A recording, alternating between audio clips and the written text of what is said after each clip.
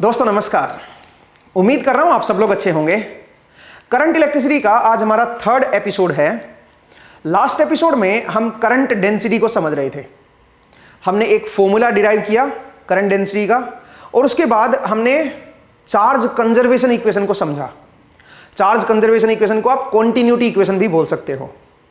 आज का जो एपिसोड रहेगा दोस्तों, इसमें हम थोड़ा सा रिवाइज कर लेते हैं एक बार पिछला, और उसके बाद हम ओम्स लॉ को समझेंगे। ओम्स लॉ की हेल्प से करंट डेंसिटी का एक और एक्सप्रेशन निकल के आएगा, तो उसको भी जरा समझते हैं। तो चलिए मैं पहले थोड़ा सा रिवाइज करा देता हूं आपको। तो जरा देखिए, लास्ट एपिसोड में हमने देखा था कि जो करंट होता है उसको आप लिख सकते हो J.dA, ठीक है। एरिया इंटीग्रल कर दो करंट डेंसिटी का, ठीक है। इस तरह से आपका करंट निकल आएगा।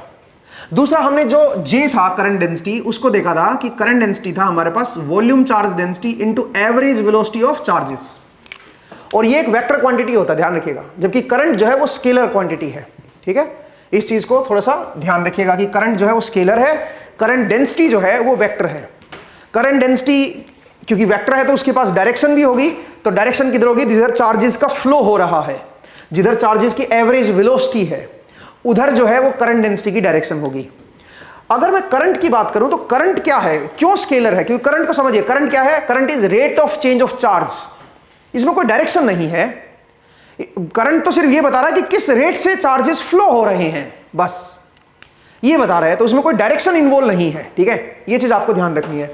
दूसरी बात, अगर किसी एरिया के अंदर से आपको ये बताना होगा कि किसी पर्टिकुलर एरिया से कितना करंट जा रहा है, कितना करंट फ्लो कर रहा है, या कितने चार्जेस जो हैं वो पर सेकंड निकल रहे हैं, तो आपको क्या करना होगा? आपको फिर उस एरिया का के साथ J.dA कर, मतलब उस जिस एरिया में आपको करंट बताना है, जिस एरिया में चार्जेस का फ्लो बताना है, तो आप ये देखिए उस एरिया में करंट डेंसिटी का फ्लक्स कितना है। तो आप ये भी कह सकते हो कि जो करंट है that will be equal to flux of, current जो है वो है फ्लक्स ऑफ जे का फ्लक्स है थ्रू एरिया। जो भी एरिया आप पूछोगे, जिस एरिया में आपको करंट निकालना है कि भाई इस एरिया से कितने चार्जेस पर सेकंड निकल रहे हैं, तो उस एरिया में करंट डेंसिटी का फ्लक्स निकाल दो, ठीक है। फ्लक्स का यही तो एक्सप्रेशन होता है ना भाई। कोई भी फील्ड है, वेक्टर फील्ड, उसका अगर आपको फ्लक्स निकालना हो किसी एरिया से, तो आप यही तो करते हो, उस वेक्टर फील्ड का डॉट ले लेते हो एरिया के साथ, ठीक है। तो आप इस तरह से कह सकते हो भाई, करंट को आप इस तरह से डिफाइन करते हो। दूसरा, हमने करंट को यह भी देखा था कि करंट को एक्चुअल में जो डेफिनेशन होती है वो dQ/dt होती है, ठीक है। इसीलिए इसको स्केलर भी बोलते हैं। ये कुछ नहीं है, डायरेक्शन नहीं होती इसमें बस ये बताता कि पर सेकंड कितना चार्ज बदल गया, कितना चार्ज फ्लो कर गया, ठीक है। वही मेरा करंट है, ठीक है। दूसरा, हमने फिर कॉन्टिन्यूटी इक्वेशन को समझा था। हमने देखा था कि डाइवर्जेंस ऑफ J जो होता है वो होता है minus del rho V by del t, ये हमने देखा था। और ये कहां से बनी थी? अगर मान लीजिए मैं कोई क्लोज्ड सरफेस ले लूं, कोई ऐसा रीजन ले लूं और उस रीजन का अपना कोई क्लोज्ड सरफेस है, तो उस क्लोज्ड सरफेस से कितना करंट निकलेगा ये मैं निकाल सकता हूं, ठीक है। कितना करंट निकलेगा उस क्लोज्ड सरफेस से? ये करंट निकलेगा उस क्लोज्ड सरफेस से, ठीक है। सेम इसी का यूज किया मैंने। तो क्योंकि सरफेस इस बार क्लोज्ड है, तो क्लोज सरफेस से ये करंट निकलेगा, and this must be equal to, current जो होता है वो rate of change of charge होता है। अब क्योंकि करंट अगर क्लोज सरफेस से बाहर निकल रहा है तो अंदर का चार्ज कम होगा, तो किस रेट से अंदर का चार्ज डिक्रीज कर रहा है ये उसके बराबर हो जाएगा। इसी से फिर हमने इसको डिराइव किया था, अगर आपको याद हो, ठीक है। तो इस चीज को भी आप थोड़ा सा ध्यान रखिएगा, ये चार्ज कंजर्वेशन इक्वेशन थी, ठीक है। अब जरा सोचिए, मेरे पास कोई ऐसा कोई मेटालिक रीजन है, कोई मेटल है, सोचिए ऐसे मेरे पास कोई कंडक्टर है, ठीक है। अब उस कंडक्टर में एक तरफ से चार्जेस अंदर आ रहे हैं और उतने ही चार्जेस बाहर जा रहे हैं पर सेकंड। एक सेकंड में मान लीजिए 10 कूलम चार्ज जो है वो एंटर किए और 10 कूलम चार्ज ही एक सेकंड के अंदर बाहर चले गए। तो इसका मतलब यह हुआ कि इसके अंदर की जो वॉल्यूम चार्ज डेंसिटी है दैट विल रिमेन कांस्टेंट। इसके अंदर की वॉल्यूम चार्ज डेंसिटी बदलेगी नहीं, वो आपकी कांस्टेंट रहेगी। और अगर वॉल्यूम चार्ज डेंसिटी कांस्टेंट है तो इसका मतलब है del rho V by del t की वैल्यू 0 आएगी। तो आप यहां से ये कह सकते हो कि डाइवर्जेंस ऑफ J जो आएगा that will be equal to 0। तो कहीं पे अगर मैं ये लिख दूं कि divergence of J is zero, इसका क्या मतलब है? इसका मतलब है पर सेकंड जितना चार्ज आएगा उतना ही चार्ज वापस जाएगा, और पर सेकंड जो चार्ज आएगा उसको करंट बोलते हो। इसका मतलब जितना करंट इस कंडक्टर में आएगा उतना ही करंट यहां से बाहर जाएगा, इसका ये मतलब होता है। आगे चल के इसको हम एक नया नाम देंगे, ठीक है, वो भी हम देखेंगे, बट फिलहाल इसका मतलब समझिए। अगर मैंने डाइवर्जेंस ऑफ जे जीरो बोल दिया, इसका मतलब जो चार्ज डेंसिटी है, volume charge density, that will remain constant, और वो तभी कांस्टेंट रह सकती है जब जितना चार्ज अंदर आए उतना ही चार्ज बाहर निकल जाए, तभी हम बोलेंगे कि मेरी चार्ज डेंसिटी कांस्टेंट है। ठीक है, आई होप आपको समझ आया। सोचिए ऐसी सिचुएशन हो जिसमें चार्ज आ रहा है बट जा नहीं रहा, या आ रहा है 1 सेकंड में 10 कूलम, जा रहा है 1 सेकंड में 8 कूलम। इसका मतलब क्या हुआ? इसका मतलब ये हुआ कि चार्ज यहां पे 1 सेकंड में 2 कूलम चार्ज इसमें इकट्ठा हो जाएगा, बिकॉज 1 सेकंड में 10 एंटर किया, 8 ही निकला, तो 1 सेकंड में 2 कूलम इसके अंदर रह गया। तो हर सेकंड अंदर का जो चार्ज है वो बढ़ता चला जाएगा, बढ़ता चला जाएगा, तो चार्ज डेंसिटी जो है वो कांस्टेंट नहीं रहेगी, और उस केस में डाइवर्जेंस ऑफ जे जो आएगा वो नॉन जीरो आएगा। ठीक है, तो समझिए अगर मैं बोल रहा हूं divergence of J non zero है, इसका मतलब आप समझिए, इसका मतलब यह है कि जो रीजन है मेरा, जिस भी पर्टिकुलर रीजन में आप ये डाइवर्जेंस ऑफ जे निकाल रहे हो, उस रीजन में चार्जेस जो है या तो बढ़ रहे हैं टाइम के साथ या घट रहे हैं टाइम के साथ, चार्ज डेंसिटी कांस्टेंट नहीं है। ठीक है, तो इसका मतलब समझिएगा कि क्या होता है, और इसका मतलब आप समझिएगा कि क्या होता है। मुझे उम्मीद है आपको समझ आया कि चार्ज कंजर्वेशन इक्वेशन या कंटिन्यूटी इक्वेशन हमें क्या बताने की कोशिश करती है।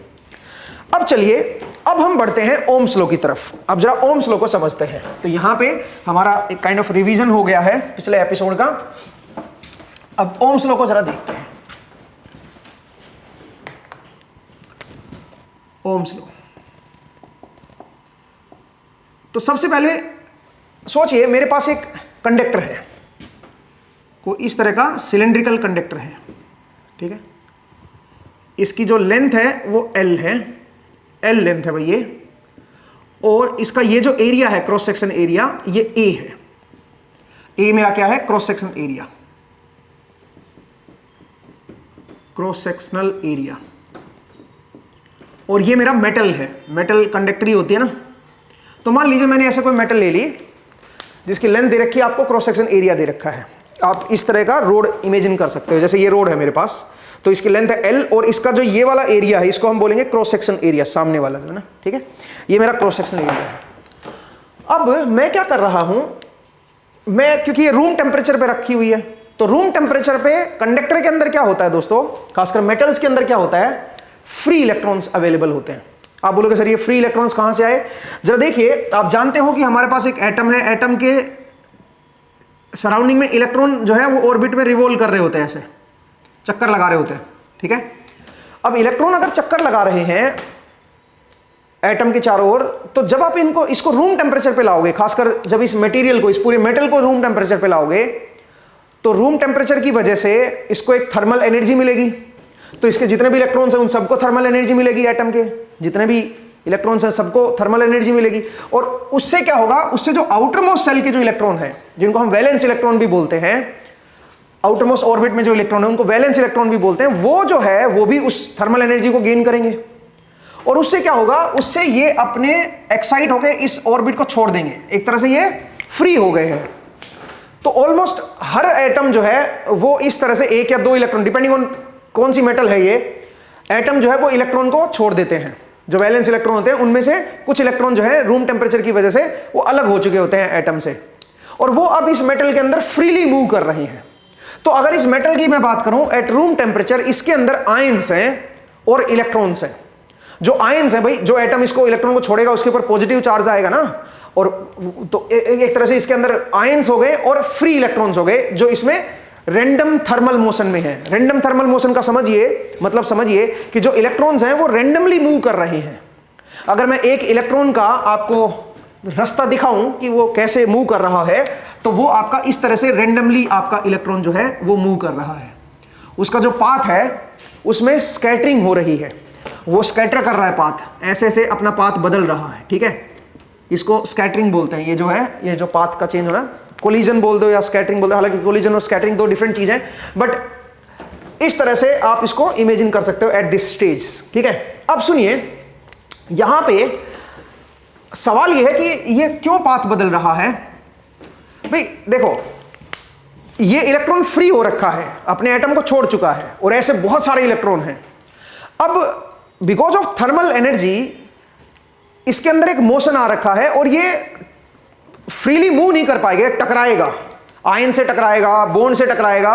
टकराने की वजह से इसकी स्कैटरिंग होगी, आप समझिए, कोलिजन होगा या स्कैटरिंग होगी। स्कैटर होना अलग चीज है, कोलिजन होना अलग चीज है। कोलिजन होता है फिजिकल इंपैक्ट होना, स्कैटर होता है रास्ता बदलना, ठीक है। स्कैटर हो गया दूर से ही आपका मतलब आपका उसने अपना रास्ता बदल लिया, ठीक है, तो उसको स्कैटरिंग बोलते हैं। बट तो यहां पे आप कह सकते हो कि आयंस भी होंगे बहुत सारे इसके अंदर, मेटल के अंदर, और आपके बॉन्ड भी होंगे, तो उनसे टकराएगा और उसकी वजह से क्या होगा, आपका ये पाथ इसका बदलेगा। तो ऐसे इलेक्ट्रॉन जो है वो रैंडम थर्मल मोशन में है, और ऐसे बहुत सारे इलेक्ट्रॉन हैं। तो अगर मैं इस मेटल के अंदर at room temperature free electron की कंसंट्रेशन निकालूं, तो मैं ये कह सकता हूं कि n नंबर ऑफ, n क्या है, नंबर ऑफ फ्री इलेक्ट्रॉन्स पर unit volume, number of free electrons पर यूनिट वॉल्यूम। यूनिट वॉल्यूम के अंदर n फ्री इलेक्ट्रॉन्स है। ये n क्या बन गया, n मेरी कंसंट्रेशन हो गई है जो फ्री इलेक्ट्रॉन्स हैं उनकी, ठीक है। अब सुनिए, ये जो इलेक्ट्रॉन है ये ऐसे रैंडम मूव कर रहा है, ऐसे टेढ़ा मेढ़ा मूव कर रहा है। तो अगर आप ध्यान से देखें, यहां पे कोलिजन हुआ था, फिर यहां पे कोलिजन हुआ, फिर यहां पे, फिर यहां पे, फिर यहां पे, फिर यहां पे, ऐसे कोलिजन हो रहा है इसका, और एक कोलिजन से अगले कोलिजन के बीच टाइम लग रहा है। इस टाइम को फ्री पाथ टाइम बोलते हैं। यहां पे T1 लग रहा है, सोचिए, यहां पे T2 लग रहा है, यहां पे T3 लग रहा है, यहां पे T4 लग रहा है, यहां पे T5 लग रहा है। ऐसे एक कोलिजन से अगले कोलिजन के बीच इसको कुछ टाइम मिल रहा है, कुछ फ्री टाइम मिल रहा है जिसमें फ्रीली मूव कर रहा है, उसके बाद फिर से कोलाइड कर रहा है। तो अगर मैं ऐसे ऐसे इसके 10,000 20,000 कोलिजन कंसीडर कर लूं, तो जरूरी तो नहीं है हर एक कोलिजन, मतलब जो कोलिजन टाइम है बढ़ता ही चला जाए। हो सकता है एक टाइम यहां पे कोलिजन हुआ, उसके बाद यहां पे कोलिजन हुआ, उसके बाद यहां पे फिर से कम कोलिजन टाइम कम हो गया, उसके बाद यहां पे आया, उसके बाद यहां पे, फिर यहां पे, यहां से फिर से कोलाइड होकर यहां पे आ गया, फिर से यहां पे कोलाइड होकर यहां पे आ गया। तो कोलिजन टाइम जो है ना, ये आपका कम ज्यादा होता रहेगा। पहले हो सकता है ज्यादा टाइम लग जाए एक कोलिजन से अगले कोलिजन में, और ऐसा भी है कि बहुत ही कम टाइम लगे एक कोलिजन से अगले कोलिजन में।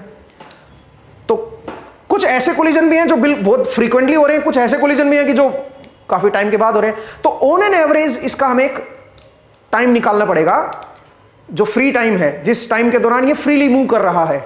तो वो उस एवरेज टाइम को हम टाउ से रिप्रेजेंट करेंगे। टाउ क्या होगा, mean free path, mean free time, mean free time.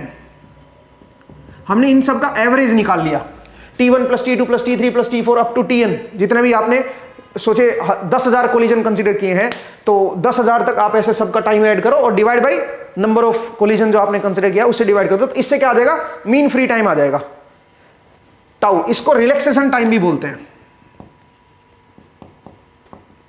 Relaxation time.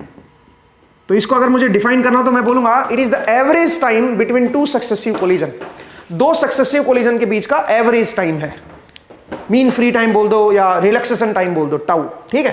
तो मुझे उम्मीद है आपको समझ आया कि इलेक्ट्रॉन जो है वो कैसे रैंडमली यहां पे मूव कर रहे हैं, और उनका जो मीन फ्री टाइम है वो क्या है, टाउ जो है वो मीन फ्री टाइम है। दूसरी बात, अगर आप ध्यान से देखो तो जो जब आपका इलेक्ट्रॉन फ्रीली मूव कर रहा है तो वो अपनी कुछ लेंथ कवर कर रहा है, कुछ डिस्टेंस कवर कर रहा है, अगर आप ध्यान से देखो तो, ठीक है। अब ये डिस्टेंस भी कभी कम है कभी ज्यादा है। यहां पे डिस्टेंस कम हुई है एक कोलिजन से दूसरे कोलिजन के बीच, यहां पे डिस्टेंस थोड़ी ज्यादा है, यहां पे ज्यादा है, यहां पे थोड़ी कम होगी, यहां पे थोड़ी कम होगी, यहां पे ज्यादा होगी।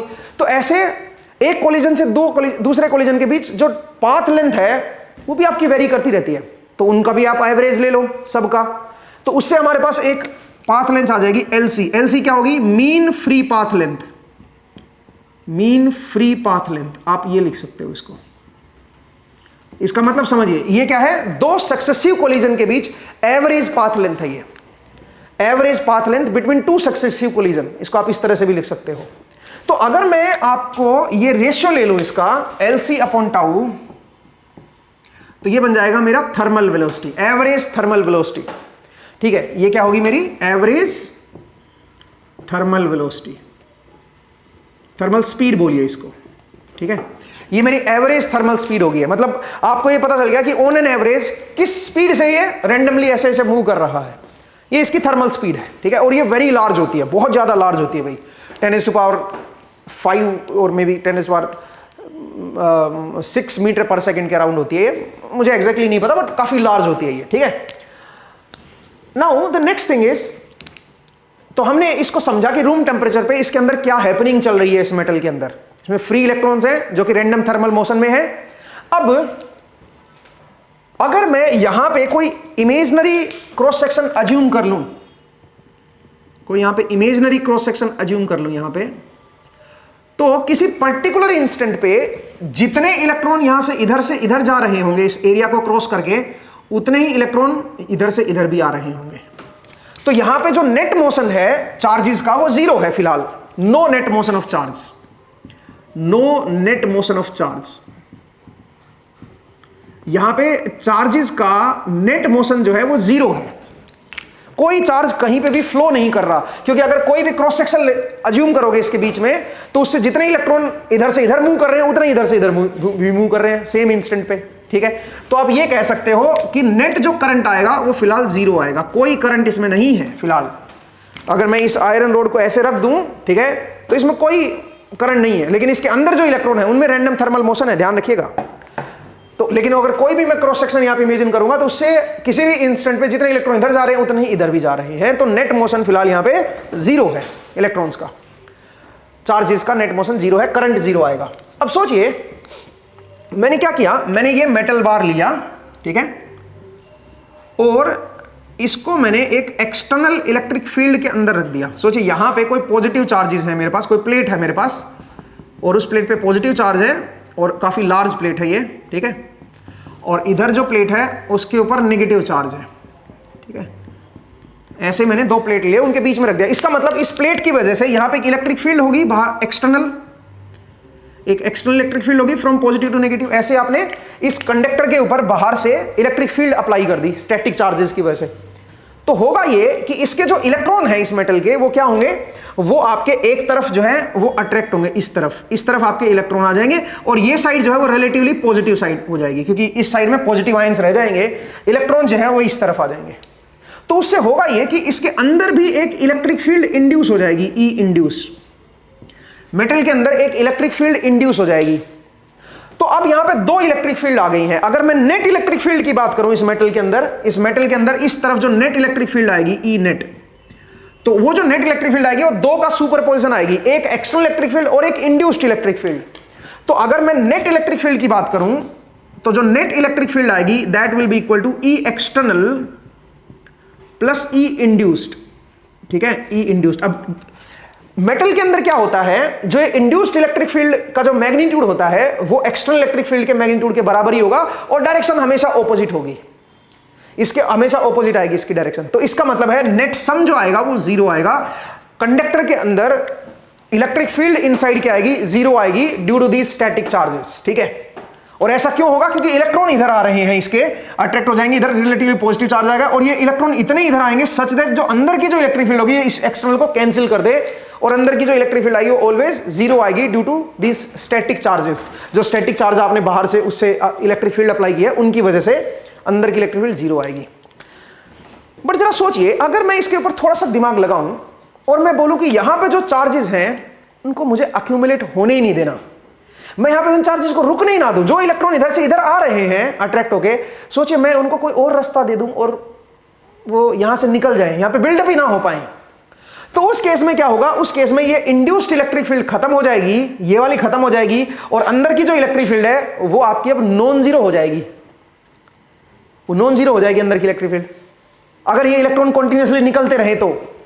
अब आप बोलोगे सर ऐसा कैसे करोगे कि भाई इन इलेक्ट्रॉन को आप कंटिन्यूअसली बाहर ही निकाल दो, तो उसके लिए मुझे क्या करना होगा, जो इलेक्ट्रिक फील्ड एक्सटर्नली अप्लाई की है वो थोड़ी अलग तरह से अप्लाई करनी होगी। जरा देखिए कैसे, सोचिए अगर मैं यहां पे, ये मेरा मेटालिक रोड है, ठीक है, एल लेंथ की, अब मैं क्या कर रहा हूं, मैं इन दोनों के बीच पोटेंशियल डिफरेंस अप्लाई कर रहा हूं एक सोर्स की हेल्प से। जरा ध्यान से समझिएगा, इस तरह से मैंने क्या कर दिया, V वोल्ट का पोटेंशियल डिफरेंस अप्लाई कर दिया, मतलब इधर मेरा हायर पोटेंशियल है और इधर मेरा लोअर पोटेंशियल है, और दोनों के बीच का जो डिफरेंस है वो V वोल्ट है।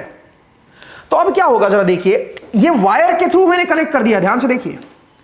अब वायर जो है वो भी कंडक्टर है ना, इधर से इधर, तो उसका फायदा क्या होगा, उसका फायदा ये होगा कि इलेक्ट्रॉन जो यहां पे, पहली बात तो इसके अंदर इलेक्ट्रिक फील्ड सेटअप हो गई है, from higher potential to lower potential. और इलेक्ट्रिक फील्ड की जो वैल्यू आएगी वो आएगी potential difference per unit length. Potential difference v volt का है और l लेंथ है इसकी, तो potential difference per unit length करके आप इलेक्ट्रिक फील्ड निकाल सकते हो। ये इलेक्ट्रिक फील्ड इसके अंदर सेटअप हो जाएगी और इस बार नॉन जीरो आएगी इलेक्ट्रिक फील्ड। क्यों? क्योंकि इस बार इंड्यूस्ड इलेक्ट्रिक फील्ड जीरो होगी। क्यों जीरो होगी? क्योंकि जो इलेक्ट्रॉन इसकी वजह से इधर अट्रैक्ट होंगे, इधर की तरफ आएंगे, अट्रैक्ट होंगे, वो इलेक्ट्रॉन यहां पे रुक ही नहीं पाएंगे, वो इधर से इधर उनको रास्ता मिल गया है। तो अब यहां पे क्या होगा, अब यहां पे इलेक्ट्रॉन जो है वो इधर से इधर आना स्टार्ट हो जाएंगे। इलेक्ट्रॉन जो है वो ऐसे आपके जाना स्टार्ट हो जाएंगे। और अगर इलेक्ट्रॉन इधर जा रहे हैं इसका मतलब नेगेटिव चार्ज इधर जा रहा है। तो नेगेटिव चार्ज अगर इधर जा रहा है तो उसी को आप इक्विवेलेंटली कह सकते हो कि पॉजिटिव चार्ज इधर जा रहा है, क्योंकि पॉजिटिव जो है वो नेगेटिव का उल्टा होता है। तो नेगेटिव अगर इधर इलेक्ट्रॉन फ्लो कर रहे हैं तो आप ये कह सकते हो कि पॉजिटिव जो है वो इधर जा रहा है। तो इसका मतलब जिधर पॉजिटिव चार्ज होता है, जिधर पॉजिटिव चार्ज का फ्लो होता है उधर ही हम करंट को लेके चलते हैं। तो आप ये कह सकते हो इधर में अब मेरा करंट फ्लो करना स्टार्ट कर देगा। और इस केस में अंदर की जो इलेक्ट्रिक फील्ड आएगी वो नॉन जीरो आएगी दोस्तों। यहां पे इलेक्ट्रिक फील्ड अब नॉन जीरो आएगी, समझिए, क्योंकि हमने चार्जेस को अक्यूमुलेट नहीं होने दिया। ठीक है, अब यहां पे नॉन जीरो इलेक्ट्रिक फील्ड हो गई है और करंट आना स्टार्ट हो जाएगा। सवाल यहां पे ये उठता है कि ये करंट क्या होगा, इस करंट की इस पोटेंशियल के साथ क्या रिलेशन है, इस पोटेंशियल डिफरेंस के साथ, और इस मेटल की जो कंडक्टिविटी है या मेटल के अंदर जो फ्री इलेक्ट्रॉन्स हैं उनके साथ भी कोई रिलेशन है कि नहीं है, वो अपने को देखनी है। पहली बात तो ये कि जैसे ही आपने ये पोटेंशियल डिफरेंस अप्लाई किया, इसके अंदर इलेक्ट्रिक फील्ड सेटअप हो गई है। और वो जो इलेक्ट्रिक फील्ड है वो क्या करेगी, इसके अंदर जो इलेक्ट्रॉन्स होंगे उनके ऊपर वो फोर्स लगाएगी। ठीक है, और कितना फोर्स लगेगा, इधर इलेक्ट्रिक फील्ड आ गई ना, तो ये इलेक्ट्रिक फील्ड क्या करेगी, इलेक्ट्रॉन्स को इस तरफ अट्रैक्ट करेगी, हायर पोटेंशियल की तरफ। इसका मतलब इलेक्ट्रॉन के ऊपर एक फोर्स लगेगा इधर F, और वो जो F होगा that will be equal to E into E। और क्योंकि ये इलेक्ट्रिक फील्ड के ऑपोजिट है, क्योंकि चार्ज नेगेटिव होता है ना, तो माइनस कर देता हूं मैं इसको। तो माइनस लगाने से अपने आप समझ जाओ कि ये फोर्स जो है इलेक्ट्रिक फील्ड के ऑपोजिट है। ठीक है, तो ये जो फोर्स है ये आपका, इस माइनस E को आप Q भी लिख सकते हो। तो जो फोर्स लगेगा वो लगेगा Q इंटू E।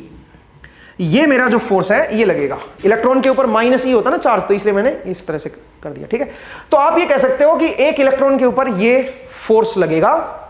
और इस फोर्स से होगा क्या, होगा ये कि जो इलेक्ट्रॉन पहले रैंडम थर्मल मोशन में था वो अभी भी रैंडम थर्मल मोशन में ही रहेगा, बट उसको एक खिंचाव महसूस होगा, इस डायरेक्शन में खिंचाव महसूस होगा। तो अल्टीमेटली वो रैंडमली मूव करता रहेगा। बट अब जो नेट मोशन था, अगर आप 10,000 या 20,000 इसके कोलिजन को कंसीडर करो एक मिनट के लिए, तो ऑन एन एवरेज इसका जो नेट डिस्प्लेसमेंट है वो जीरो रहती है। मतलब जहां से इसने चलना शुरू किया था, आप ये मान सकते हो कि आफ्टर सो मेनी कोलिजन वो वहीं पे लौट के आएगा। नेट मोशन उसका जीरो है अगर मैं सिंगल इलेक्ट्रॉन को कंसीडर करूं तो। ठीक है, लेकिन अब क्या होगा, अब उसका नेट डिस्प्लेसमेंट जीरो नहीं होगी भाई, क्योंकि अब उसके ऊपर खिंचाव महसूस हो रहा है। तो अल्टीमेटली वो रैंडम तो मूव करेगा, बट यहां से यहां पे पहले इधर गया ना, तो अब थोड़ा कम जाएगा इधर, फिर यहां से अब ये यहां पे थोड़ा इस तरफ डिस्प्लेस हो जाएगा ये। ठीक है, मतलब अभी भी इसका रैंडम थर्मल मोशन ही है, ध्यान से समझिए, बट हल्का हल्का इधर डिस्प्लेस हो रहा है ये, जो पहले बिना इलेक्ट्रिक फील्ड के जो हो रहा था, अब इलेक्ट्रिक फील्ड अगर आपने अप्लाई कर दी है तो उससे अब इसका नेट इस तरफ मोशन हो गया है। तो एक तरह से जो रैंडम थर्मल मोशन था उसके ऊपर एक डायरेक्टेड मोशन सुपरपोज हो गया है, सुपर इंपोज कर दिया हमने उस मोशन को। इसको आप एक और तरीके से भी समझ सकते हो। जरा सोचिए, मेरे पास एक थाली है और थाली के अंदर हमने कुछ मिठाइयां रखी हुई हैं। ठीक है, यहां पे कुछ स्वीट्स रखी हुई हैं, ठीक है, कुछ मिठाइयां रखी हुई हैं, और ये ओपन में रख दिया हमने, खुले में रख दिया। तो इस पे क्या होगा, जो मक्खियां होंगी वो भिनभिनाना शुरू कर देंगी, जो फ्लाइज होंगी वो इसके ऊपर आएंगी, और फ्लाइज जो है, अगर मैं एक फ्लाई को देखूं तो वो रैंडमली ऐसे भिनभिनाना शुरू कर देगी इसके ऊपर। ठीक है, उसका रैंडम थर्मल मोशन है, थर्मल मोशन तो नहीं है बट रैंडम मोशन है। ठीक है, अब सोचिए अगर मैं इस प्लेट को इस तरफ खींचना शुरू कर दूं तो क्या होगा, तो होगा ये कि जो ऊपर की जो फ्लाइज है वो रैंडम मोशन तो दिखाएंगी, बट वो भी साथ साथ अब इस तरफ मूव करेंगी। मतलब उनका जो नेट मोशन है वो अब इधर होगा। ठीक है, वो नेट मोशन अभी इनका इधर होगा, हालांकि एक्चुअल मोशन रैंडम ही है, बट उस रैंडम मोशन के ऊपर एक इस तरफ का डायरेक्टेड मोशन भी सुपर इंपोज हो गया है। आप समझिए, तो यहां पे इलेक्ट्रॉन के साथ भी ऐसा ही होगा। तो उससे होगा ये कि इस इलेक्ट्रॉन के पास, हर एक इलेक्ट्रॉन के पास इस डायरेक्शन में एक एवरेज वेलोसिटी भी आएगी। हर एक इलेक्ट्रॉन की इस डायरेक्शन में एक एवरेज वेलोसिटी भी आएगी। एक तो थर्मल वेलोसिटी है, ये तो वेरी लार्ज है। ठीक है, और ये रैंडम है, इसकी डायरेक्शन जो है ना वो कभी किधर है कभी किधर है, वो रैंडमली है, इसीलिए इसको स्पीड लिखा है मैंने, इसमें डायरेक्शन मैंने डाली नहीं, बट ये वेरी लार्ज है। बट एक वेलोसिटी जो है इस इलेक्ट्रिक फील्ड की वजह से आएगी, और वो इस तरफ होगी, उस वेलोसिटी को हम बोलेंगे ड्रिफ्ट वेलोसिटी। ठीक है, नाम है ड्रिफ्ट वेलोसिटी। तो ड्रिफ्ट वेलोसिटी क्या है? ये एवरेज वेलोसिटी है जिससे इलेक्ट्रॉन इस तरफ आ रहा है, जिससे इलेक्ट्रॉन इधर आ रहा है। ये वो एवरेज वेलोसिटी है जिससे इलेक्ट्रॉन इस तरफ आ रहा है, ध्यान रखिएगा। और ये वेलोसिटी इसके कंपैरिजन में बहुत ही ज्यादा स्मॉल होती है अगर आपकी इलेक्ट्रिक फील्ड स्मॉल है तो। ठीक है, ध्यान रखिएगा। यहां पे मैं इलेक्ट्रिक फील्ड ज्यादा लार्ज नहीं अप्लाई कर रहा हूं, मतलब जो पोटेंशियल डिफरेंस है वो ज्यादा लार्ज नहीं अप्लाई कर रहा हूं। अगर मैंने इलेक्ट्रिक फील्ड को या पोटेंशियल डिफरेंस को स्मॉल रखा तो आपका जो ये रिलैक्सेशन टाइम जो था ना, ये बदलता नहीं है। जब आपने कोई पोटेंशियल डिफरेंस इसके ऊपर अप्लाई नहीं कर रखा, उस टाइम आपने जो रिलैक्सेशन टाइम निकाला है वैसा ही वही रिलैक्सेशन टाइम आप इस केस में भी यूज कर सकते हो जब आपने पोटेंशियल डिफरेंस अप्लाई किया है। क्यों? क्योंकि आपने जो पोटेंशियल डिफरेंस अप्लाई किया वो ज्यादा लार्ज नहीं है, इलेक्ट्रिक फील्ड ज्यादा लार्ज नहीं है, उससे ये जो ड्रिफ्ट वेलोसिटी है ये भी ज्यादा लार्ज नहीं आएगी। इसका मतलब इसकी जो वेलोसिटी या स्पीड में बदलाव आएगा वो ज्यादा लार्ज नहीं होगा। क्यों नहीं होगा? बिकॉज थर्मल वेलोसिटी बहुत ज्यादा लार्ज है ना, इसकी ये जो स्पीड है इधर, या ये जो स्पीड है इधर, यहां पे इधर स्पीड है, ये वेरी लार्ज है। तो इसके ऊपर अगर आप ये सुपर इंपोज भी करोगे, इस फोर्स की वजह से जो स्पीड बनेगी, अगर उसको सुपर इंपोज भी करोगे तो ये स्पीड ज्यादा बदलेगी नहीं, क्योंकि ये वेरी लार्ज है, क्योंकि आपने इस फील्ड को ही ज्यादा लार्ज नहीं किया, स्मॉल किया हुआ है। बट जरा सोचिए, अगर मैं इस इलेक्ट्रिक फील्ड को वेरी लार्ज कर देता, अगर ये इलेक्ट्रिक फील्ड वेरी लार्ज होती तो दिक्कत ये होती कि ये जो ड्रिफ्ट वेलोसिटी आती ये कंपेरेबल हो जाती इसके। और अगर ड्रिफ्ट वेलोसिटी कंपेरेबल हो जाएगी थर्मल वेलोसिटी के, तो टाउ जो है, जो मीन फ्री टाइम है, वो आपका पुराने वाला ही नहीं यूज कर सकते हो आप, अब आपका वो भी बदलेगा। और वो अगर बदलेगा तो ओम्स लॉ की कहानी भी थोड़ी डिफरेंट हो जाएगी, आप उसको अप्लाई नहीं कर सकते। तो ध्यान रखिएगा, ओम्स लॉ जो मैं करवा रहा हूं उसमें हम इलेक्ट्रिक फील्ड को ज्यादा लार्ज नहीं कर रहे हैं। ठीक है, पोटेंशियल डिफरेंस को ज्यादा लार्ज नहीं कर रहे हैं। ठीक है, क्योंकि हम मान के चल रहे हैं कि जो मीन फ्री टाइम है ये हमारा सेम रहता है जब हमने कोई सोर्स अप्लाई नहीं कर रखा। उस केस में जो मीन फ्री टाइम था वही आपका यहां पे भी है मीन फ्री टाइम। तो उसके लिए आपको ये पोटेंशियल डिफरेंस को ज्यादा लार्ज नहीं करना है। ठीक है, आप एक एक्सपेरिमेंट से भी इसको आप ऑब्जर्व करोगे। ठीक है, तो मैंने आपको बताया कि ड्रिफ्ट वेलोसिटी क्या होती है। अब सवाल यहां पे यह है कि ये ड्रिफ्ट वेलोसिटी क्या होगी, करंट क्या होगा, और करंट की रिलेशन पोटेंशियल के साथ और इन सब के साथ कैसे हम देखें। तो उसके लिए मुझे क्या करना होगा, थोड़ा मैकेनिक्स में जाना होगा। ठीक है, तो मैं आपको थोड़ा मैकेनिक्स में लेके चलता हूं, और वहां पे हमने एक इंपल्स मोमेंटम थ्योरम पढ़ी है। ठीक है, अब वो क्या कहती है? वो कहती है कि मान लीजिए मेरे पास कोई पार्टिकल है और उस पार्टिकल के ऊपर कोई फोर्स लग रहा है F। ठीक है, अब उस पार्टिकल की कोई इनिशियल वेलोसिटी थी vi, उसका मास था m। तो अगर मैं इनिशियल मोमेंटम की बात करूं तो वो बनेगा mvi। आफ्टर सम टाइम ये पार्टिकल यहां पे पहुंच चुका है, इसकी वेलोसिटी हो चुकी है vf। इसके ऊपर कोई फोर्स लगा है भाई, उसकी वजह से इसकी जो वेलोसिटी है, पहले ये वेलोसिटी थी, अब ये वेलोसिटी हो गई है t टाइम के बाद। तो अगर मैं बोलूं कि जो फाइनल मोमेंटम है वो बनेगा mvf, ये फाइनल मोमेंटम है, ये इनिशियल मोमेंटम है। जो चेंज इन मोमेंटम होगा इसके अंदर, that will be equal to f dt। ठीक है भाई, ti से लेके tf के बीच में जो भी इसका एरिया बनेगा फोर्स का, that will be equal to change in momentum. ये है हमारी इंपल्स मोमेंटम थ्योरम। तो यहां से मैं ये कह सकता हूं कि जो मेरा फाइनल मोमेंटम आएगा, that will be equal to, final momentum will be equal to initial momentum plus F D T. ठीक है, टी से टी एफ के बीच। ठीक है भाई, इस तरह से आप इंपल्स मोमेंटम थ्योरम को कह सकते हो। अब सेम वही चीज मैं यहां पे भी अप्लाई करूंगा इलेक्ट्रॉन्स के ऊपर। जरा देखिए कैसे, जरा देखिएगा कैसे। तो मैं एक काम करता हूं, मैं फिलहाल इसको रब कर देता हूं भाई, अब इसकी मेरे पास कोई जरूरत नहीं है, आपको ये समझ आ ही गया होगा। ठीक है, जरा देखिए, इसमें बहुत सारे फ्री इलेक्ट्रॉन्स हैं। एक बार के लिए एक इलेक्ट्रॉन को कंसिडर कीजिए। एक इलेक्ट्रॉन यहां पर टकराया, ठीक है, और उसके बाद फिर से अपना फ्री मूव कर रहा है। ठीक है, अगर मैं आपसे ये बोलूं, ऐसे और भी इलेक्ट्रॉन ऐसा ही काम कर रहे हैं, अगर मैं ये बोलूं कि जो ये पहला इलेक्ट्रॉन है, टकराने के जस्ट बाद इसकी जो वेलोसिटी है वो u1 है। जो पहला इलेक्ट्रॉन है, फर्स्ट इलेक्ट्रॉन, उसकी जो वेलोसिटी है वो u1 है कोलिजन के जस्ट बाद। दूसरा जो इलेक्ट्रॉन है उसकी जो वेलोसिटी है वो u2 है। ऐसे ही जितने भी इलेक्ट्रॉन्स हैं उन सब की अपनी अपनी वेलोसिटी होगी just after the collision, collision के जस्ट बाद। ठीक है, अब अगर मैं सबका एवरेज निकालूं, कोलिजन के जस्ट बाद इनकी जो वेलोसिटी है उन सबको मैं ऐड कर दूं और डिवाइड बाय क्या कर रहा हूं, divide by total number of electrons ले रहा हूं, ठीक है। सोचिए मैं अगर यूनिट वॉल्यूम ले लूं तो यूनिट वॉल्यूम के अंदर n इलेक्ट्रॉन्स है, मान लीजिए कितने माने थे हमने, n, स्मॉल n माने थे ना, तो स्मॉल n इलेक्ट्रॉन्स है यूनिट वॉल्यूम के अंदर। तो जितने भी यूनिट वॉल्यूम के अंदर इलेक्ट्रॉन्स हैं सारे इलेक्ट्रॉन हमने ले लिए और कोलिजन के बाद उनकी जो वेलोसिटी थी उन सबको हमने ऐड कर दिया, तो ये जो सम आएगा ये आएगा 0। आप बोलोगे सर 0 क्यों आएगा? क्योंकि जो कोलिजन हो रहे हैं वो रैंडम है, कोई किधर कोलिजन के बाद मूव कर रहा है, कोई किधर मूव कर रहा है, कोई किधर मूव कर रहा है। तो ऑन एन एवरेज जब आप देखोगे, क्योंकि इतने सारे इलेक्ट्रॉन्स हैं कोलिजन के जस्ट बाद, उनके पास कोई मेमोरी नहीं है, पिछले जो पीछे से जो आ रहे थे उसकी कोई हिस्ट्री नहीं है अब उनके पास। जैसे टकराए अब उनकी एकदम से रैंडम डायरेक्शन है, फिर से उनके ऊपर ये फोर्स एक्ट करना शुरू करेगा, फिर से उनकी डायरेक्शन को मॉडिफाई करेगा। बट जैसे टकराने के जस्ट बाद उनके पास कोई मेमोरी नहीं है, वो रैंडम एकदम उनका वो बना है। तो अगर आप एवरेज वेलोसिटी निकालोगे जस्ट आफ्टर कोलिजन, वो आपकी 0 आएगी, ठीक है। आई होप आपको समझ आया। अब चलिए काम करते हैं, फाइनल मोमेंटम को देखते हैं। लेकिन ये जो फाइनल मोमेंटम है ये कैसे देखें?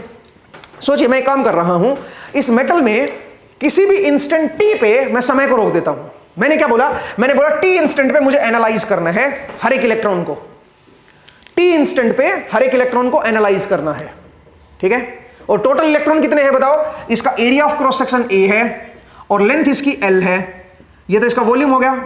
और पर unit volume N free electrons हैं, तो इतने वॉल्यूम के अंदर कितने इलेक्ट्रॉन हो जाएंगे? इतने इलेक्ट्रॉन्स हो जाएंगे।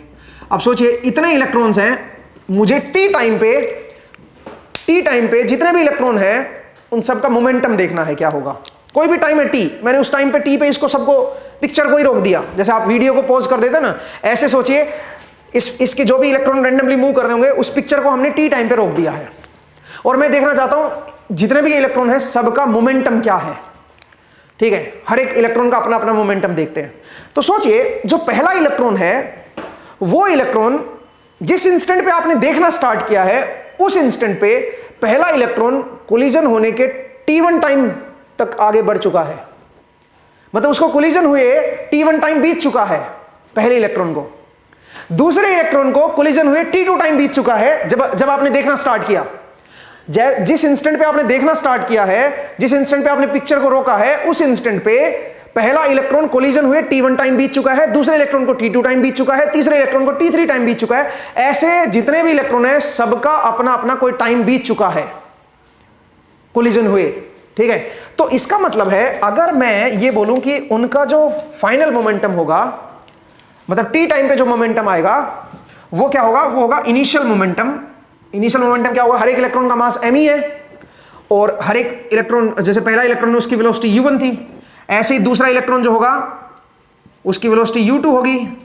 इनिशियल मोमेंटम की बात हो रही है, कोलिजन जैसे हुआ है उसके जस्ट बाद का मोमेंटम है भाई ये me(u3). इस कंसेप्ट को समझ लीजिए भाई एक बार, ठीक है।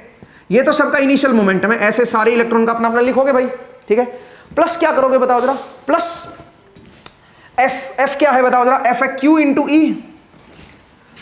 ई, और टाइम कितना जा चुका है बताओ? पहले इलेक्ट्रॉन को कितना टाइम बीत चुका है कोलिजन होने के बाद? t1 टाइम बीत चुका है, क्योंकि जिस इंस्टेंट पे आप देख रहे हो उस इंस्टेंट पे पहला इलेक्ट्रॉन कोलिजन होने के t1 टाइम आगे आ चुका है, दूसरा इलेक्ट्रॉन t2 टाइम आगे आ चुका है। तो q इंटू ई t2, ऐसे ही q इंटू ई t3। तो हर एक इलेक्ट्रॉन का हमने फाइनल मोमेंटम निकाल दिया। अब मुझे क्या करना है? मुझे एवरेज मोमेंटम चाहिए इलेक्ट्रॉन का। ऑन एन एवरेज इलेक्ट्रॉन का मोमेंटम क्या होगा टी टाइम के बाद, ठीक है। तो अगर मैं एवरेज मोमेंटम निकालूंगा तो एवरेज मोमेंटम क्या आएगा? सबको ऐड कर दो भाई, इंडिविजुअल जितने भी मोमेंटम है सबको ऐड कर दो, divide by number of electrons जो है उससे डिवाइड कर दो, एवरेज फाइनल मोमेंटम आ जाएगा हर एक इलेक्ट्रॉन का। तो एवरेज फाइनल मोमेंटम अगर मैं एक इलेक्ट्रॉन का निकालूं तो वो क्या बनेगा जरा देखिए। तो मैं इसको यहां पे लिख रहा हूं एवरेज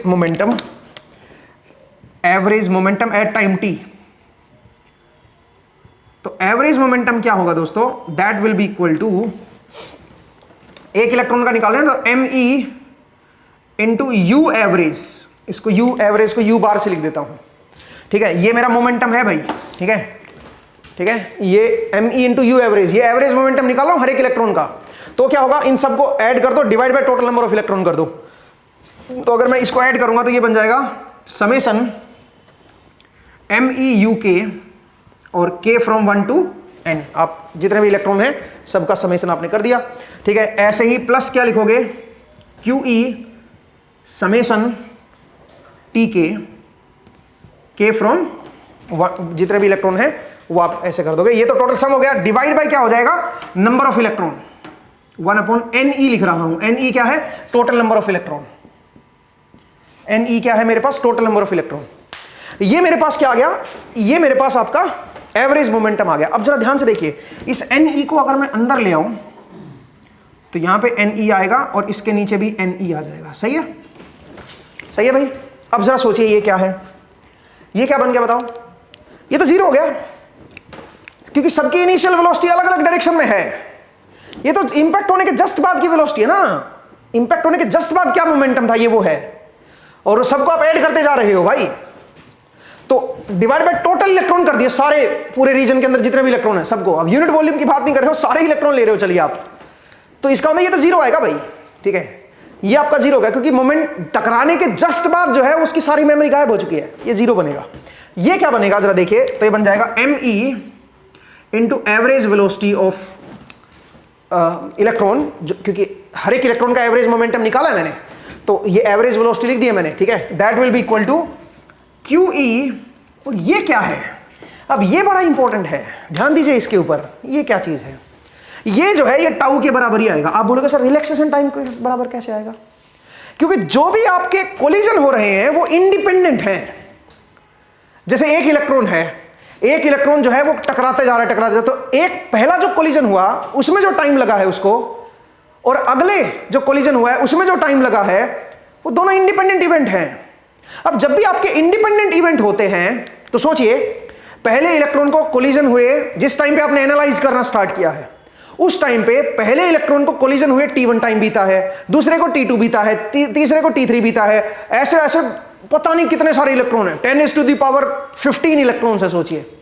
अब हर एक इलेक्ट्रॉन का अपना अपना अलग टाइम बीत चुका होगा कोलिजन हुए, जिस इंस्टेंट पे आपने एनालाइज करना स्टार्ट किया है उस इंस्टेंट पे कोलिजन हुए हर एक इलेक्ट्रॉन को अपना अलग अलग टाइम बीत चुका है। और जब आप उस टाइम की एवरेज निकालोगे, वो सबके अपने अपने कोलिजन अलग अलग थे, इंडिपेंडेंट कोलिजन थे, तो उसका अगर आप एवरेज निकालोगे तो टाउ ही आएगा। अब आप बोलोगे सर टाउ तो सबका जो ये T1 T2 T3 T4 इन सबका जो एवरेज था वो था ना टाउ, तो रिलैक्सेशन टाइम वो एवरेज टाइम वो था ना, हाँ टाइम वही एवरेज था। और आप ध्यान से देखो, जो ये T1 T2 T3 है, इतना ही टाइम यहां से भी वही बनेगा। इसको जब आप ओपन करोगे ना तो इसका जो सम करोगे और यहां से जो आपने सम किया वो सब बराबर ही आएगा। आप बोलोगे सर ऐसा क्यों, भाई देखो एक कोलिजन से दूसरे कोलिजन के बीच इसको टाइम कितना लगा, T1। अब हो सकता है कि किसी इलेक्ट्रॉन का एक कोलिजन होने के बाद जिस इंस्टेंट पे आपने एनालाइज करना स्टार्ट किया है वहां तक का जो समय बीता है वो T1 के बराबर हो। दूसरे इलेक्ट्रॉन का जो समय बीता है कोलिजन होने के बाद जिस इंस्टेंट पे आपने एनालाइज करना स्टार्ट किया उस इंस्टेंट तक जो समय बीता है वो T2 हो। तो इसका मतलब यहां पे जो एवरेज निकल के आएगा और ये जो एवरेज निकल के आएगा जिस इंस्टेंट पे आपने एनालाइज किया है, करना स्टार्ट किया है, उस इंस्टेंट पे जो कोलिजन हो चुका है पिछला, उसके बाद कितना टाइम बीत चुका है, उसका जो एवरेज निकाले वो टाउ के बराबर ही आएगा भाई, क्योंकि ये सारे इंडिपेंडेंट इवेंट हैं। अगर ये रेगुलर इंटरवल पे इंपैक्ट होता ना तो ऐसा नहीं होता, ठीक है। फिलहाल इसको ध्यान दीजिएगा, ठीक है। तो यहां पे ये आ जाएगा और यहां से जो एवरेज वेलोसिटी आएगी वो हमारे पास क्या आ जाएगी, वो आ जाएगी QE टाउ अपॉन ME। इसको हम बोलेंगे ड्रिफ्ट वेलोसिटी, इसको हम बोलेंगे ड्रिफ्ट वेलोसिटी, ठीक है भाई। QE tau upon 2M upon ME, ठीक है। कुछ बुक्स में 2ME लिखा हुआ है, ठीक है, ध्यान देना भाई वो गलत है, ठीक है। तो यहां पे ME आएगा, QE टाउ अपॉन ME, ये मेरे पास क्या होगी, ड्रिफ्ट वेलोसिटी बनेगी। आई होप आपको समझ आया कि किस एवरेज वेलोसिटी से इलेक्ट्रॉन जो है, हर एक इलेक्ट्रॉन इस तरफ मूव कर रहा है, वो उसकी एवरेज वेलोसिटी क्या है। चलिए अब आगे बढ़ते हैं, नेक्स्ट जरा देखिए। ये जो ड्रिफ्ट वेलोसिटी आएगी, इसकी जो वैल्यू आएगी वो बहुत स्मॉल आएगी comparison to this thermal velocity, ठीक है। ये आपको थोड़ा सा ध्यान देना भाई। तो हमारे पास एवरेज वेलोसिटी आ गई और एवरेज वेलोसिटी आप देख सकते हो इलेक्ट्रिक फील्ड के प्रोपोर्शनल है। अगर आपने बहुत ज्यादा स्ट्रॉन्ग इलेक्ट्रिक फील्ड लगा दी ना तो ये जो टाउ है ये भी इलेक्ट्रिक फील्ड के प्रोपोर्शनल हो जाएगा, या कोई ना कोई रिलेशन आएगी इसकी इलेक्ट्रिक फील्ड के साथ। तो ये जो एवरेज वेलोसिटी है फिर ये इलेक्ट्रिक फील्ड के प्रोपोर्शनल नहीं रहेगी, क्योंकि टाउ के अंदर भी एक इलेक्ट्रिक फील्ड का कंपोनेंट आएगा, तो उससे जो रिलेशन है वो अजीब सी हो जाएगी अगर आपने बहुत ज्यादा स्ट्रॉन्ग इलेक्ट्रिक फील्ड लगा दी तो इसलिए मैं मान के चल रहा हूं कि इलेक्ट्रिक फील्ड जो है वो ज्यादा स्ट्रॉन्ग नहीं है, और जो ये ड्रिफ्ट वेलोसिटी आएगी ये बहुत ही कम आएगी comparison to this thermal velocity. ठीक है, आगे चल के हम एक एक्सपेरिमेंट से इसको ऑब्जर्व भी करेंगे। ठीक है, चलिए नेक्स्ट तरह देखिएगा, आगे बढ़ते हैं थोड़ा सा। तो मैंने आपको बताया कि ड्रिफ्ट वेलोसिटी जो है वो क्या बनेगी यहां पे। नेक्स्ट अब एक स्टेप और आगे चलिए, अब हम करंट निकालेंगे। तो करंट कैसे निकालें भाई? सोचिए ये मेरी एवरेज वेलोसिटी है जिससे इलेक्ट्रॉन इधर आ रहे हैं, एक इलेक्ट्रॉन की एवरेज वेलोसिटी है ये। अब कितने इलेक्ट्रॉन है टोटल इलेक्ट्रॉन तो इतने हैं। ठीक है, और अगर मैं 1 सेकंड का समय दे दूं, 1 सेकंड, 1 सेकंड में आप ये बताओ कि कितने इलेक्ट्रॉन इधर आ चुके हैं। सबकी एवरेज वेलोसिटी ये है, तो अब जरा ध्यान से समझिएगा। अब अगला स्टेप बड़ा इंपॉर्टेंट है भाई, अब जरा ध्यान से समझिएगा। सोचिए यहां से मैंने एनालाइज करना स्टार्ट किया, 1 सेकंड में ये जो इस सरफेस पे जो इलेक्ट्रॉन थे वो इस सरफेस पे मूव कर चुके होंगे, और इनके बीच की जो डिस्टेंस होगा वो एवरेज वेलोसिटी u के बराबर आएगा। ड्रिफ्ट वेलोसिटी जो है u उसी के बराबर, बिकॉज उनकी एवरेज वेलोसिटी u है ना, इस तरफ की जो वेलोसिटी है वो u है ना। वैसे तो रैंडम मूव करने हैं बट हमें तो इस तरफ की वेलोसिटी चाहिए, इस तरफ की जो वेलोसिटी होगी वही इलेक्ट्रॉन वही करंट बनाएगी। तो 1 सेकंड में वो u डिस्टेंस आपका मूव कर चुका होगा। ये डिस्टेंस यहां से यहां तक की जो है वो u डिस्टेंस है। इसका मतलब जो इस सरफेस पे जो इलेक्ट्रॉन था यहां पे वो इस सरफेस पे पहुंच चुका है। अब आप बताओ इसके अंदर जो इलेक्ट्रॉन थे वो क्या हो चुके हैं? वो इस सरफेस को क्रॉस कर चुके हैं। भाई ये सरफेस वाला इलेक्ट्रॉन इस सरफेस पे आ गया है, u डिस्टेंस तक आ गया है 1 सेकंड में, तो बीच वाले जो इलेक्ट्रॉन थे वो इस सरफेस को क्रॉस कर चुके हैं। अब बीच वाले इस हिस्से में कितने इलेक्ट्रॉन थे पहले ये निकालते हैं। कैसे निकालोगे? इसका एरिया ऑफ क्रॉस सेक्शन क्या है a, और इसकी लेंथ क्या है? इसकी लेंथ है u। ये इसका क्या आ गया? इसका वॉल्यूम आ गया। और मैं जानता हूं यूनिट वॉल्यूम के अंदर n इलेक्ट्रॉन होते हैं, तो इतने वॉल्यूम के अंदर कितने इलेक्ट्रॉन होंगे? n से मल्टीप्लाई कर दो, इतने इलेक्ट्रॉन होंगे। और एक इलेक्ट्रॉन पे q चार्ज है तो इतना चार्ज होगा जो इस रीजन के अंदर है। 1 सेकंड में इतना चार्ज मूव कर चुका है, तो इसका मतलब है यही मेरा करंट बन जाएगा। करंट क्या होता है? कितना चार्ज मूव किया है 1 सेकंड, पर सेकंड कितना चार्ज मूव हुआ है, तो ये चार्ज मेरा 1 सेकंड में मूव हुआ है। इसमें u जो है इसकी वैल्यू पुट कर देता हूं मैं, तो अगर आप पुट करोगे तो ये बन जाएगा n q a, और u की वैल्यू जो आएगी वो आएगी q into e into tau upon M E. सही है भाई? तो अगर आप देखोगे तो बन जाएगा n q square tau a e upon M E. ठीक है भाई, ये बन गया करंट। ठीक है, ये करंट आ गया। अब इस एरिया को मैं नीचे ले आता हूं, तो करंट पर यूनिट एरिया, और ये एरिया वही है जो इसके सामने आ रहा है, जो करंट जो जिधर है उसके सामने जो आ रहा है। करंट इधर से इधर होगा ना भाई, करंट ऐसे जाएगा ना, तो करंट के सामने यही तो एरिया आएगा, क्रॉस सेक्शन एरिया। तो करंट पर यूनिट एरिया क्या बन गया? वो बन गया एन ई square tau upon M e into e. ठीक है, इसको मैंने एक नया नाम दे दिया सिग्मा, और ये क्या बन गया? ये बन गया current density J। So J will be equal to sigma E। ठीक है, और अगर वेक्टर की फॉर्म में लिखना है तो इस तरह से लिख दो। ठीक है भाई, तो J की वैल्यू क्या आ गई मेरी? Sigma E। ठीक है, सिग्मा क्या है मेरी? Conductivity. Sigma is known as conductivity N E square tau upon M E. ठीक है, ये मेरे पास क्या बनेगा? Q की जगह E लिख दिया भाई मैंने, एक ही बात है ना, Q स्क्वायर कर दो या E स्क्वायर कर दो। चार्ज की वैल्यू तो माइनस, Q की वैल्यू वैसे माइनस E के बराबर है ना, तो माइनस E पुट करोगे तो, लेकिन स्क्वायर है तो E स्क्वायर ही आ जाएगा। ठीक है, तो एन ई square tau upon M E, ये मेरे पास क्या आ गई है? कंडक्टिविटी आ गई है। कुछ बुक्स में यहाँ पे 2 लिखा होता है, 2 गलत है भाई, टोटली गलत है 2। ठीक है, तो इसमें कोई वो वाली बात नहीं है कि आप जो है उसको गलत बोल रहे हो, उसको गलत बोल रहे हो, किसी को गलत नहीं बोल रहे। साइंस इज साइंस, उसमें राजनीति थोड़ी ना आएगी। ठीक है, तो पॉइंट को समझिए, सिग्मा मेरे पास आ गया, कंडक्टिविटी मेरे पास आ गई है, और ये एक रिलेशन आ गई है। इसका मतलब करंट डेंसिटी की एक और रिलेशन हमने निकाल दी, इसी को हम लोग बोलते हैं ओम्स लॉ। इसी को हम लोग बोलते हैं ओम्स लॉ, बट ये ओम्स लॉ की पॉइंट फॉर्म है। अब ये पॉइंट फॉर्म क्या होती है उसको हम आगे चल के देखेंगे। ठीक है, ये पॉइंट फॉर्म है ओम्स लॉ की, J equal to sigma E. Current density जो है वो ये भी आ गई है। हम करंट डेंसिटी का एक और एक्सप्रेशन निकाल चुके हैं, ये भी एक एक्सप्रेशन है जो सही है। लेकिन ये कब लगाया जाएगा, ये जब आपको कंडक्टिविटी वगैरह पता हो, ठीक है, खासकर मेटल्स के अंदर जो है ये आप लगा सकते हो मेटल में, और जहां पे इलेक्ट्रिक फील्ड होगी, ऑब्वियसली इलेक्ट्रिक फील्ड से जो करंट बनता है वो कंडक्शन करंट होता है, तो इसलिए इस करंट डेंसिटी को कंडक्शन करंट डेंसिटी आप बोल सकते हो, क्योंकि इलेक्ट्रिक फील्ड रिस्पॉन्सिबल है इसके लिए, ठीक है, इसलिए इसका नाम होगा कंडक्शन करंट डेंसिटी, ठीक है। और वैसे भी आप सोचिए, जो आपने करंट वगैरह ये सब जो देख रहे हो आप यहाँ पे जो भी देख रहे हो वो मेटल ले रहे हो, मेटल एक कंडक्टर है, तो कंडक्टिंग मीडियम में आप करंट को देख रहे हो, इसलिए इस करंट को भी हम क्या बोलेंगे, कंडक्शन करंट बोलेंगे, ठीक है। तो जो ओम्स लॉ है वो किस पे एप्लीकेबल है, कंडक्शन करंट के ऊपर एप्लीकेबल है, ठीक है, कंडक्शन करंट के ऊपर ओम्स लॉ एप्लीकेबल है, और ओम्स लॉ को इस ये बोलेंगे J = sigma E। I hope आपको ये समझ आया।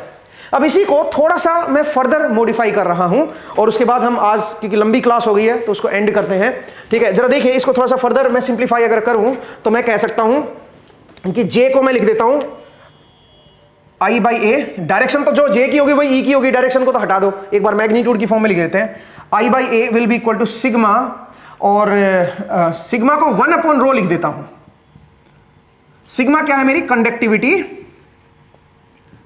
कंडक्टिविटी, तो ये रो क्या होगी है, रो इज इक्वल टू 1/सिग्मा, इसको हम बोलेंगे रजिस्टिविटी, इसको रजिस्टिविटी का नाम दे देते हैं। तो इस सिग्मा की जगह पे 1/ρ लिख दूं, सिग्मा इक्वल टू 1/ρ, और E की जगह V/L कर देता हूं, ठीक है। तो यहां से I क्या आ गया, I will be equal to A/ρL into V, और इसको मैं ऐसे भी लिख सकता हूं, I is equal to V/ρL/A, ρL/A, और इसको एक नया नाम दे दिया है R। तो I is equal to V/R, where R is known as resistance, R is ρL/A।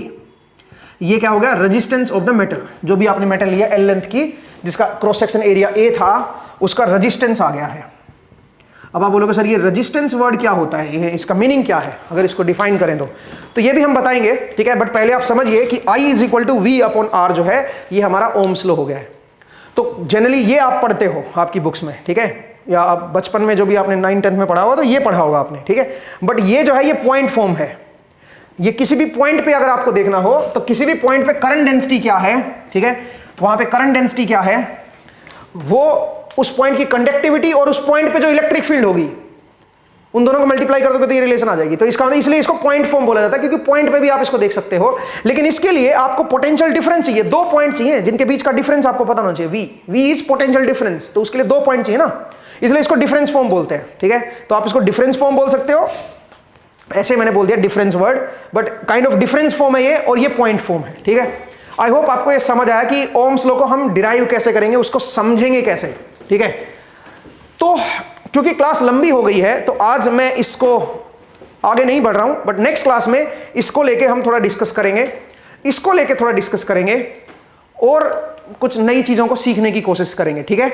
तो दोस्तों अभी के लिए हम इतना ही करते हैं, अगली क्लास में फिर से आपसे मुलाकात होगी। अपना ख्याल रखिए, पढ़ते रहिए, मुस्कुराते रहिए, नेक्स्ट टाइम मिलेंगे। Thank you.